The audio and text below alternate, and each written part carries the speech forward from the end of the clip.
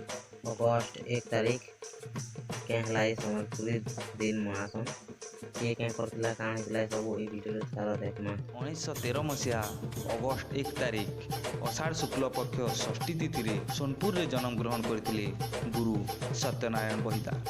तांकर बापांकर ना थिला मित्रभानु बहिदा। जेतेबेले ताहाकू 10 बरस हितला से तांकर माँ को हरैथिले, सेथिर लागि तांकर पिउसी तांकू लालन पालन करथिले। तुलसी द्विपतर रो महकिला बागी छुआ बेलो ही तांकर प्रतिभा फुटी उठिथिला। गुलीपड़ा यूपी स्कूल रे प्राथमिक शिक्षा पर पटनायक एमई स्कूल तारपरे जिला स्कूल रे से पढ़िथिले।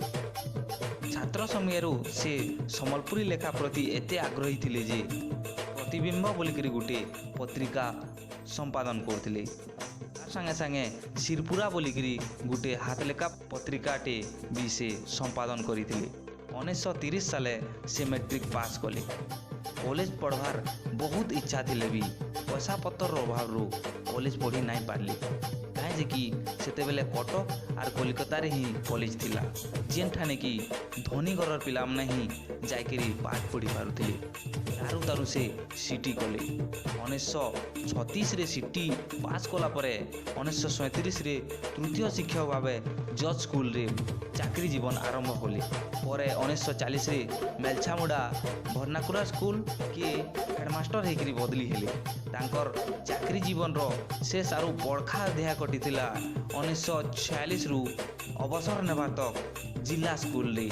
से समय रे से संबलपुर रो पैन पवन डंगर पहाड़ रे विमोहित हेकरी साहित्य साधना रे जीवन के उत्सर्ग कर देथिले।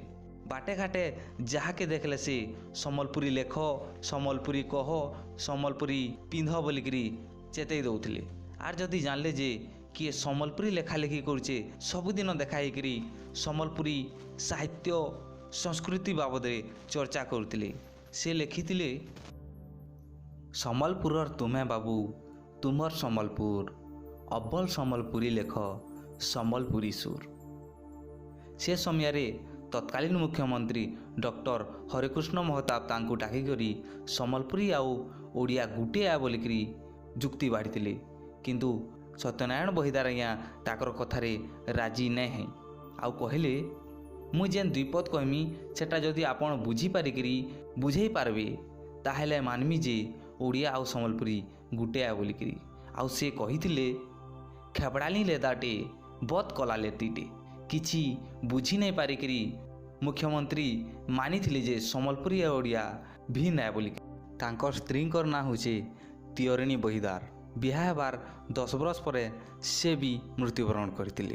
तांकर जने झी भी अछन जहाँकर ना होचे जाग्ञसेनी बहिदार। पद्मश्री हलधरनाक लिखिछन, एक देखसी सारा संसार के अपना के नहीं देखी, एक देखसी सारा संसार के अपना के नहीं देखे, 3 पुर कथा लिखी नेसी कवि अपना के नहीं लिखे।